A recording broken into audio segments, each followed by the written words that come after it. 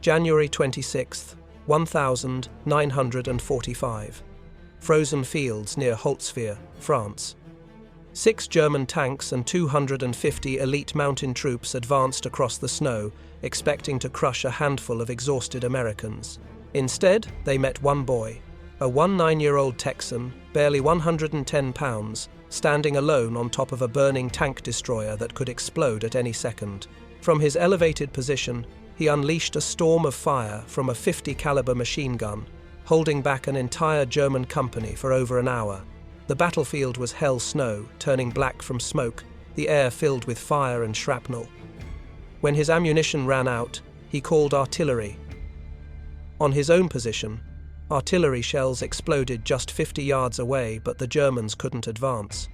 The soldier was Audie Murphy, a sharecropper's son who grew up so poor he hunted rabbits so his family could eat. Now, he was fighting like a man who had nothing left to lose except his brothers behind him. For 1 hour, he stopped an army. When it was over, 50 Germans were dead.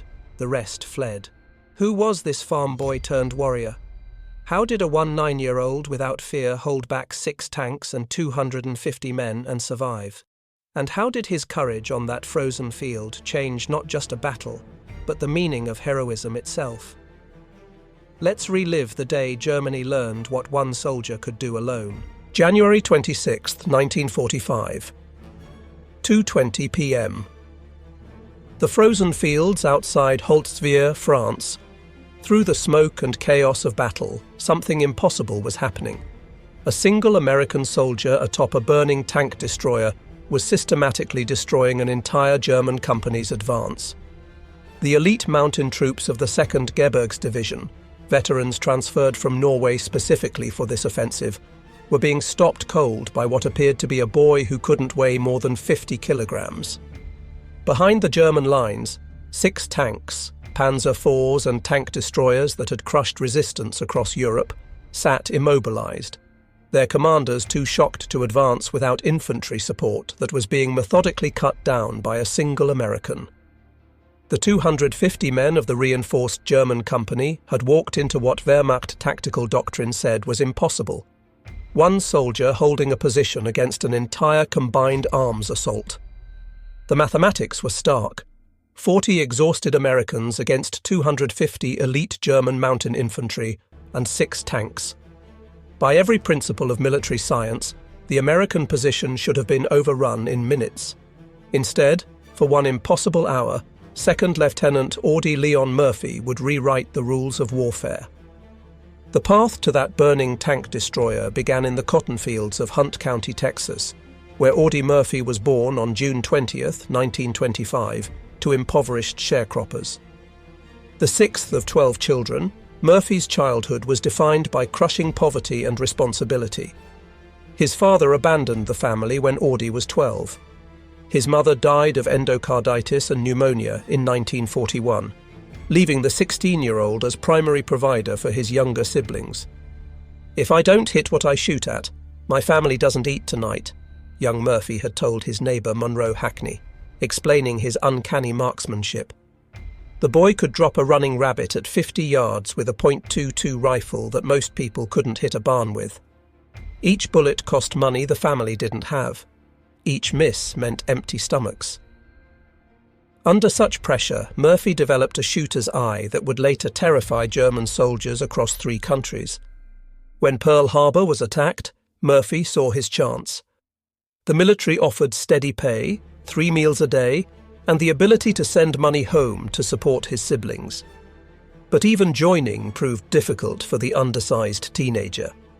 Standing just 5 feet 5 inches and weighing 110 pounds, Murphy was rejected by both the Marines and Navy as too small. The Army paratroopers wouldn't take him. Finally, the regular Army infantry accepted him on June 30th, 1942, after his sister Corinne provided a falsified affidavit claiming he was 18.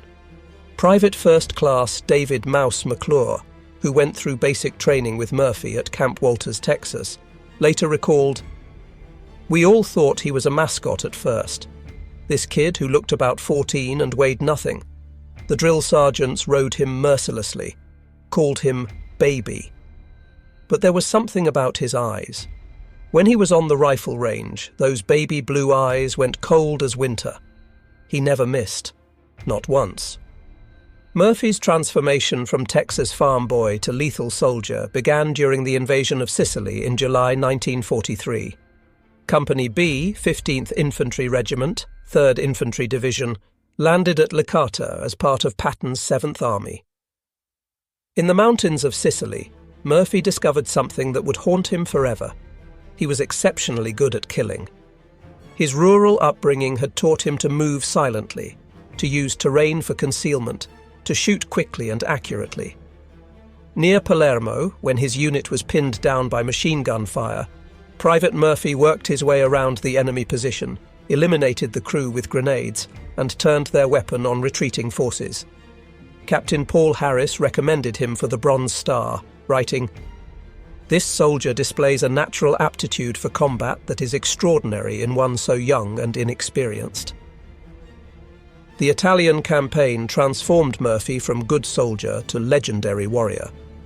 At the Volturno River crossing in October 1943, Murphy held off a German counterattack single-handedly when his squad was decimated.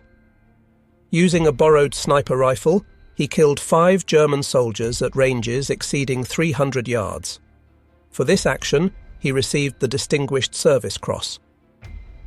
Staff Sergeant William Paulson described Murphy's combat methodology. Murph didn't fight angry. That's what was terrifying about him. He fought cold, calculated, like he was doing arithmetic. See a German, eliminate the German, move to the next German. No emotion, no hesitation, just deadly efficiency. At Anzio, that blood-soaked beachhead Churchill called the Wildcat, Murphy earned his first Silver Star for destroying a German tank with a bazooka at point-blank range. By the invasion of southern France in August 1944, Murphy had survived Sicily, Salerno, Anzio, and Rome. He had been wounded twice, decorated multiple times, and developed a reputation among both Americans and Germans as someone to be feared. During the drive through southern France, when his lieutenant was killed in an ambush near Montélimar, Sergeant Murphy took command of the platoon. Organising a defence with 18 men against a German company of over 100, Murphy held a critical crossroads for 2 hours, personally accounting for 15 enemy dead. His leadership earned him a battlefield commission to second lieutenant on October 14, 1944. By January 1945, as Company B approached the Colmar Pocket, Murphy was no longer the baby-faced recruit who had joined in 1942. Combat had aged him beyond his 19 years. He had seen most of his original companions killed or wounded. He had personally killed over 100 enemy soldiers. The Colmar Pocket represented everything horrible about winter warfare. An 850-square-mile German bridgehead west of the Rhine, it was the last piece of French soil the Wehrmacht controlled. Hitler had ordered it held at all costs. The Germans had reinforced it with their best remaining units, including the 2nd Mountain Division, specially trained for winter combat in Norway. For Company B, the situation was desperate. In 5 days of fighting leading up to January 26th, they had lost 102 men wounded, and all officers except Murphy killed or evacuated. From a full-strength company of 187 men, they were down to 40 effectives. Murphy himself was fighting with a leg wound from shrapnel received 2 days earlier, though he had told no one about it. Private Anthony Abramsky described their condition. "We were finished. Done." Most of us hadn't slept in 3 days. We'd been living on cold K rations when we could eat at all. Half the guys had frostbite. Our machine guns were freezing up. We'd tried all night to dig foxholes, but the ground was like iron. When dawn came and we saw our positions, strung out along the edge of the woods with open fields in front of us, we knew we were sitting ducks. January 26, 1945, dawned grey and bitter cold. The temperature hovered around freezing with wind that cut through the heaviest overcoats. Snow lay 3 feet deep in places, though constant artillery fire had churned much of the battlefield into a moonscape of frozen mud and ice. Company B held positions along the edge of the Bois de Riedwehr forest, looking out across nearly a mile of open ground toward the German-held village of Holtzwihr. Murphy had positioned his depleted company as best he could. 2 M10 tank destroyers provided his only anti-tank capability. His infantry was spread thin along the wood line. He had established his command post in a drainage ditch that provided some protection and a good view of the approaching ground. Field telephone lines connected him to supporting artillery batteries, his only real hope of stopping a determined attack. The German attack was preceded by an artillery barrage that began at 1300 hours. Tree bursts, shells exploding in the treetops, showered Company B's positions with deadly fragments. The barrage lasted 30 minutes, though to the men enduring it, it seemed like hours. At 1400 hours, the German attack materialized. Private First Class Donald Ekman was the first to spot them. You could see the pennants on the antenna of the German tanks, 6 of them spread out in attack formation. And behind them, Jesus Christ, there must have been 250 infantry, all in white snow camouflage, moving across that field like ghosts. Murphy's first action was to call for artillery support.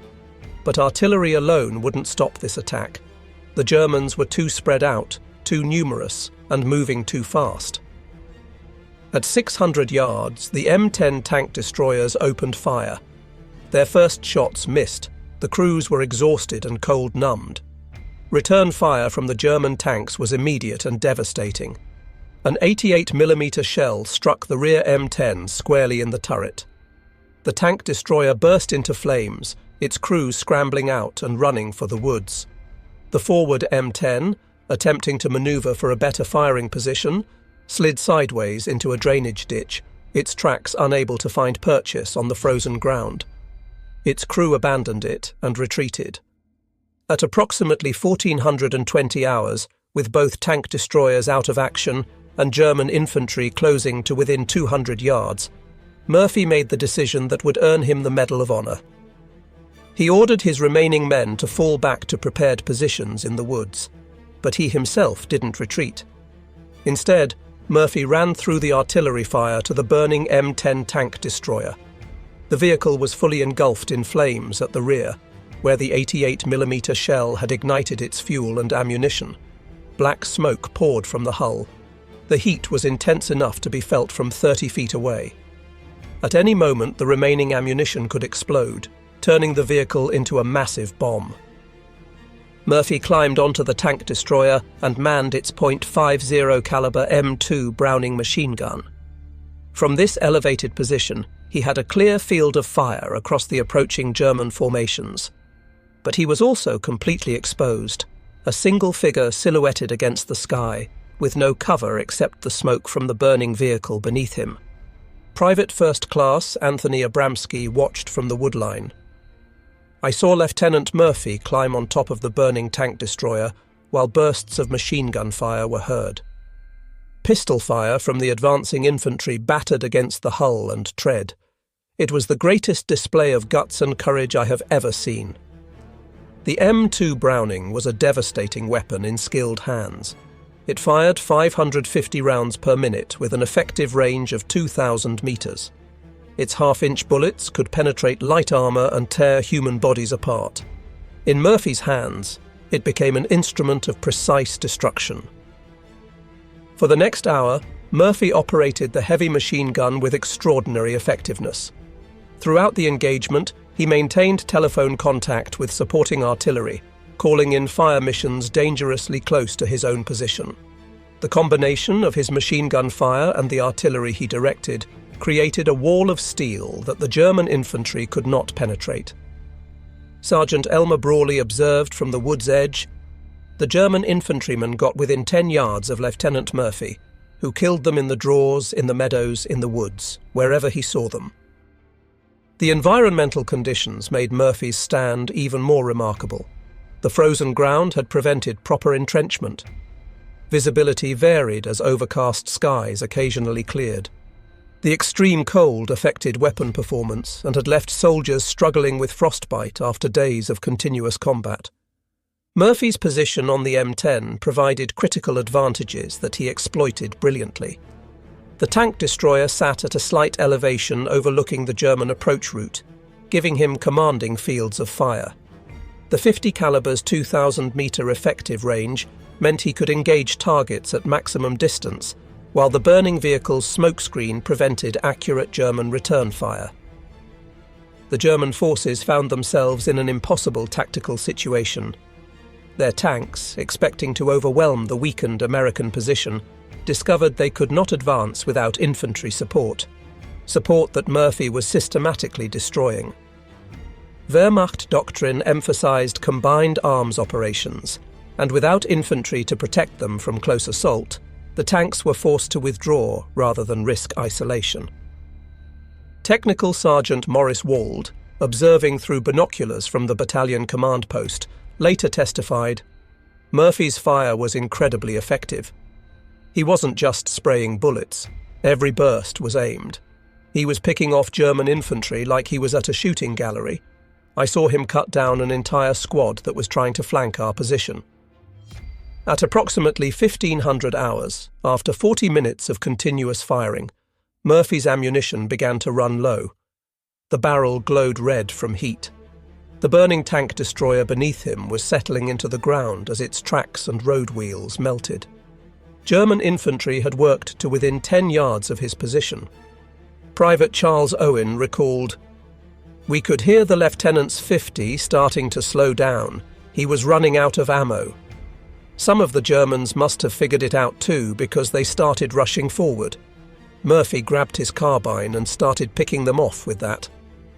At approximately 15:10 hours, with his ammunition nearly exhausted and German infantry closing to within 10 yards, Murphy made the most desperate call of the battle. He ordered the artillery to fire directly on his position. The forward observer, Lieutenant Walter Weispfenning, initially refused, knowing it would mean certain death for Murphy. But Murphy insisted, "I'm giving you a direct order. Fire on my position. Now." The first shells landed within 50 yards of the burning tank destroyer. The explosions threw frozen earth and shrapnel in all directions. German infantry caught in the open were torn apart. But Murphy, exposed on top of the vehicle, was also in the impact zone. Shrapnel tore through his leg, his second wound of the day, but he continued firing the few rounds he had left. The combination of Murphy's direct fire and the artillery barrage broke the German attack. The surviving infantry, perhaps 100 men, began falling back toward Holtzwihr. The tanks, without infantry support and facing increasingly accurate artillery fire, reversed course and withdrew. At approximately 15-20 hours, after an hour of continuous combat, Murphy climbed down from the burning M10. His uniform was scorched from the heat. Blood ran down his leg from shrapnel wounds.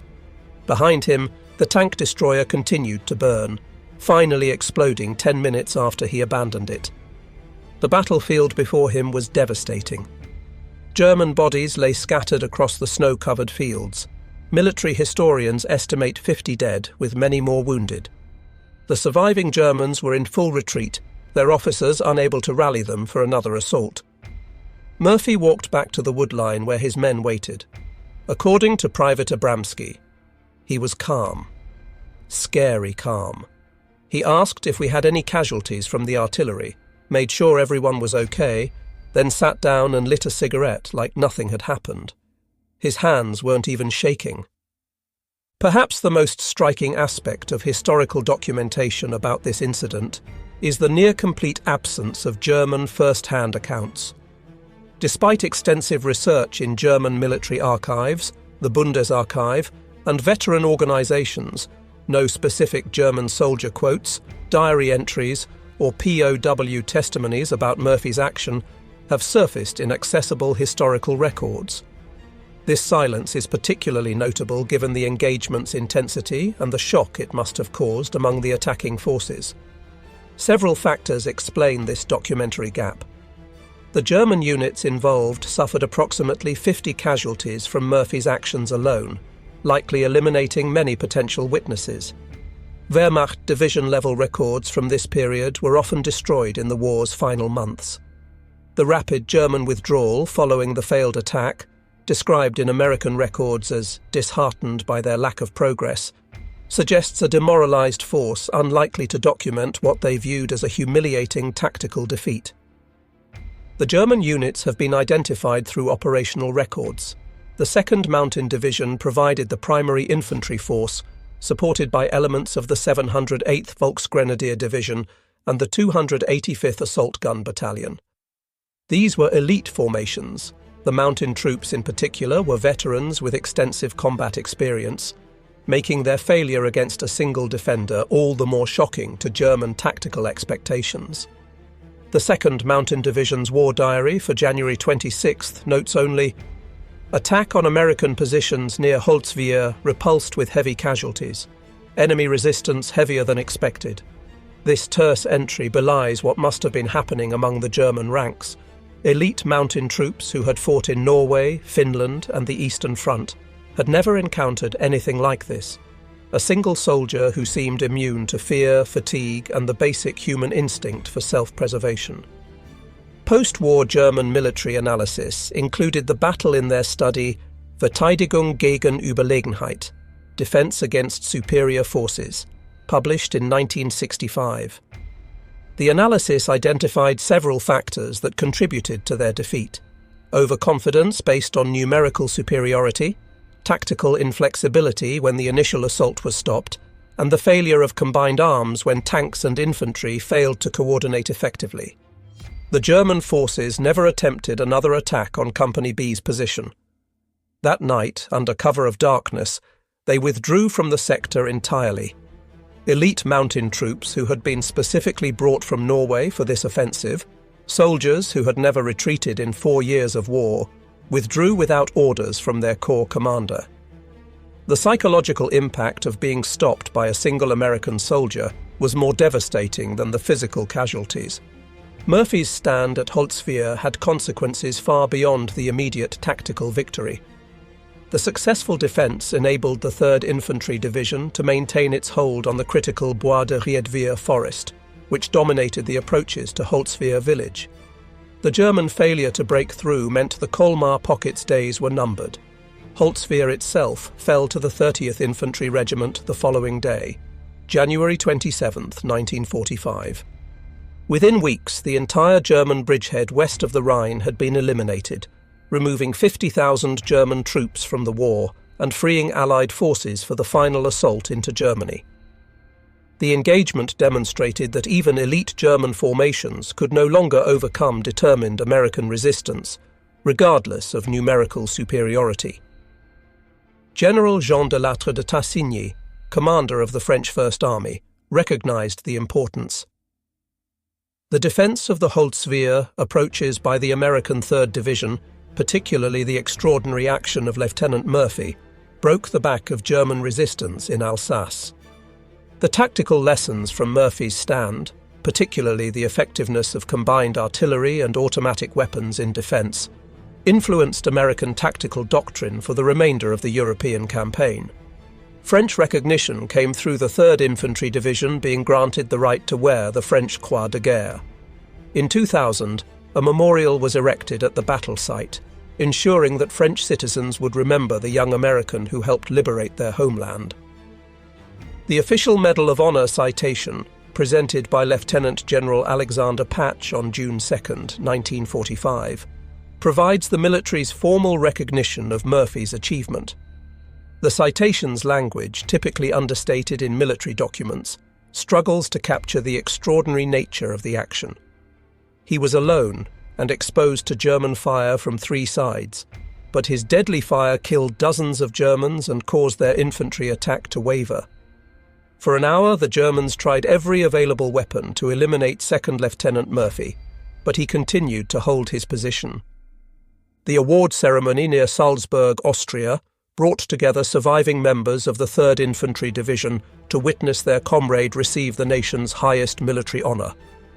Brigadier General Ralph B. Lovett and Lieutenant Colonel Hallett D. Edson, who had recommended Murphy for the medal, emphasized that Murphy's action had saved Company B from certain destruction and enabled the division to hold critical terrain.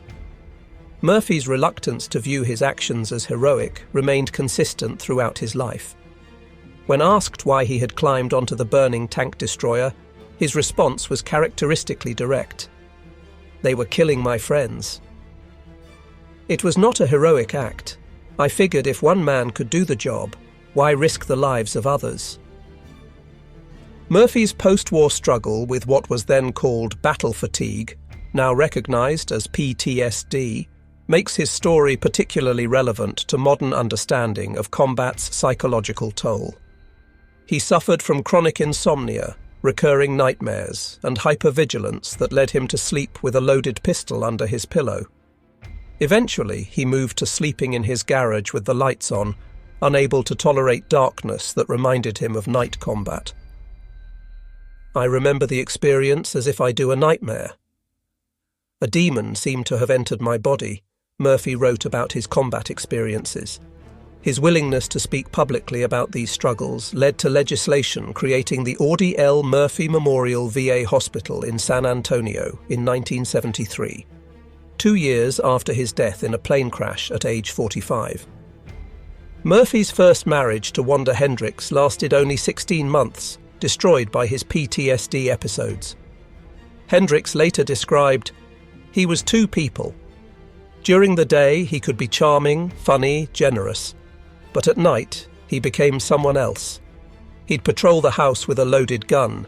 He'd sleep in the garage with the lights on because darkness reminded him of night patrols."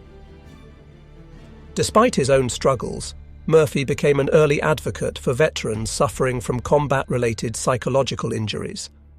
In 1966, he wrote for the Saturday Evening Post, "I can't remember when I didn't have nightmares. They became part of my life, like breathing. But I was lucky. I could afford doctors, medication, therapy. What about the veteran who can't? What about the thousands coming back from Vietnam with the same problems?"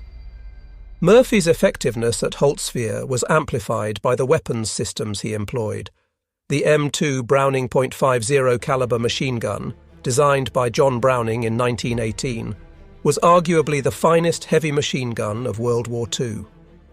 Its .50 BMG cartridge could penetrate 1 inch of armor plate at 100 yards. Each round had devastating effects on human targets. The bullet's energy of over 13,000 foot-pounds at the muzzle could literally tear a human body apart.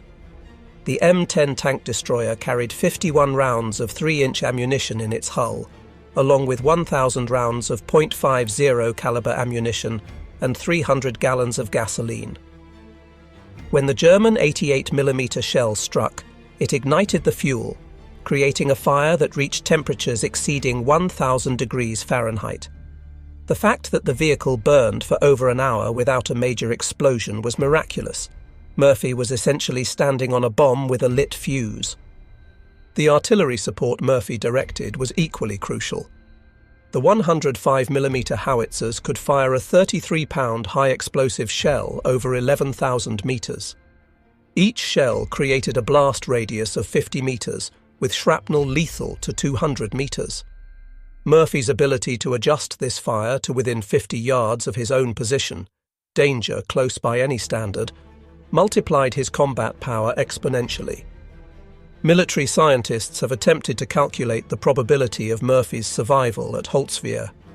Given the German forces engaged, 250 infantry with rifles and machine guns, plus 6 tanks with main guns and coaxial machine guns, approximately 10,000 rounds were fired at Murphy's position during the 1-hour engagement. Even assuming poor marksmanship due to range and Murphy's concealment by smoke, statistical models suggest Murphy should have been hit 15 to 20 times. The physical demands of operating the M2 Browning under these conditions were extreme. The weapon weighs 84 pounds and has violent recoil. Murphy had to maintain his balance on the burning vehicle while absorbing the weapon's recoil, all while being shot at from 3 directions. The smoke from the burning vehicle would have made breathing difficult and aiming challenging. Military historians and psychologists have long debated what made Murphy capable of such extraordinary combat performance. Was it his impoverished background that taught him survival at any cost? His hunting experience that made killing seem natural, or simply being in the wrong place at the right time? Dr. Dave Grossman, author of On Killing and a leading expert on combat psychology, offers this analysis. Murphy represented a perfect storm of factors. He had the technical skills from hunting, the motivation from poverty, the emotional detachment from early trauma, and most importantly, a protective instinct toward his men that overrode self-preservation. This interpretation is supported by Murphy's own words. When asked why he climbed onto the burning tank destroyer, he consistently gave the same answer. They were killing my men. The personal nature of that statement reveals Murphy's motivation. This wasn't about tactics or strategy. It was about protecting the soldiers he commanded. Murphy himself recognized the transformation combat had wrought in him. In a 1968 interview, 3 years before his death, he reflected, "People talk about that day like it was heroic. Maybe it was. But I became something inhuman that day. I turned into a killing machine. I felt nothing, no fear, no anger, just a cold determination to destroy." Audie Murphy's military record remains unmatched by any American soldier. He received every combat decoration for valor that the United States Army could award, some of them twice. His 33 decorations included the Medal of Honor, Distinguished Service Cross, 2 Silver Stars, Legion of Merit, 2 Bronze Stars, and 3 Purple Hearts, plus 5 decorations from France and Belgium. But Murphy's true legacy lies beyond medals. His advocacy for veterans' mental health was decades ahead of its time. The Audie Murphy Memorial Fairf Hospital specializes in treating PTSD and other combat-related psychological injuries. His autobiography, To Hell and Back, has helped thousands of veterans realize they're not alone in their struggles. Murphy's story has become embedded in American military culture. The U.S. Army Infantry School uses his action at Holtzwihr as a case study in defensive operations, leadership under fire, and the integration of supporting arms. The Audie Murphy Club recognizes exceptional NCOS who demonstrate leadership qualities similar to Murphy's. Master Sergeant Ronald Johnson, president of the Fort Hood Audie Murphy Club chapter, explains the continuing relevance. Every generation of soldiers needs heroes, examples of what's possible when ordinary people face extraordinary circumstances. Murphy shows our soldiers that you don't have to be 6 feet tall or come from a military family to be a warrior. You just have to care more about your buddies than yourself. Military professionals often debate whether Murphy's stand could be replicated in modern warfare. Technology has fundamentally changed combat. Satellites, drones, precision munitions have created a transparent battlefield where individual heroics seem impossible. Yet recent conflicts suggest otherwise. In Afghanistan and Iraq, American forces repeatedly witnessed individual soldiers performing extraordinary acts reminiscent of Murphy. Staff Sergeant David Belavia's house-to-house fighting in Fallujah, Sergeant First Class Paul Smith's machine gun stand in Baghdad, all echo Murphy's willingness to face impossible odds. General Stanley McChrystal, former commander of Joint Special Operations Command, argues, "Technology changes war's character but not its nature. War ultimately remains a contest of human wills. What Murphy demonstrated at Holtzwihr, the willingness of one person to say no further, regardless of odds, that's timeless." At the U.S. Army's Maneuver Center of Excellence, Murphy's action teaches several critical concepts: the importance of position, the integration of fires, and the psychological dimension of combat. Murphy understood that killing enemy soldiers wasn't enough. He had to break their will to fight. His relentless, accurate fire convinced the Germans that advancing meant certain death. While the world celebrated Murphy as America's most decorated soldier, the young Texan was fighting a different war, one against the demons that followed him home. The man who had shown no fear atop a burning tank destroyer was terrified of the darkness in his own mind. Murphy's widow, Pamela Murphy, who married him in 1951 and remained with him until his death in 1971, provided unique insights. Audie carried invisible wounds that never healed. He'd wake up screaming, reliving battles from 20 years earlier. But he never stopped trying to help other veterans. The war never ended for Audie, but he turned his pain into purpose. This transformation of trauma into advocacy created lasting change. Murphy's public discussion of PTSD helped establish recognition that combat stress was a legitimate medical condition requiring treatment, not a sign of weakness or cowardice. His advocacy helped thousands of veterans seek help they might otherwise have been too ashamed to request. On January 26, 1945, Second Lieutenant Audie Murphy proved that one determined individual could stop an army. His stand at Holtzwihr shattered German assumptions about American soldiers. These weren't the soft, pampered boys of Nazi propaganda. They were the sons of farmers and factory workers, shaped by depression and hardship, who could be as hard as any warrior in history when defending their friends. The silence in German records about that day speaks volumes. In their inability to explain or understand what happened, we see the deepest form of defeat, not just tactical or physical, but psychological and moral. They had met someone who was simply better at war than they were, and that recognition broke something fundamental in their warrior identity. Today, the field outside Holtzwihr is peaceful farmland again. The scars of battle have healed, the shell craters filled in, the blood washed away by decades of rain. But on January 26th each year, a small ceremony is held at the memorial marking Murphy's stand. French citizens, American veterans, and occasionally elderly Germans gather to remember the day one American soldier proved that courage has no limits. Murphy's story reminds us that heroism isn't about being fearless. Murphy was terrified by his own admission. It's about acting despite that fear when others depend on you. It's about making a stand when retreat would be easier. It's about becoming, for one crucial moment, larger than yourself. In the end, that's why the Germans were shocked when one American soldier held off 250 Germans for over an hour, alone. They had encountered something that military science couldn't explain, that tactical doctrine couldn't counter, that overwhelming force couldn't overcome.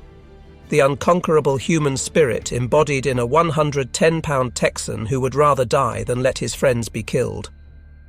His stand at Holtzwihr remains eternal testimony that one person at the right place and the right time, with the right motivation, can change everything.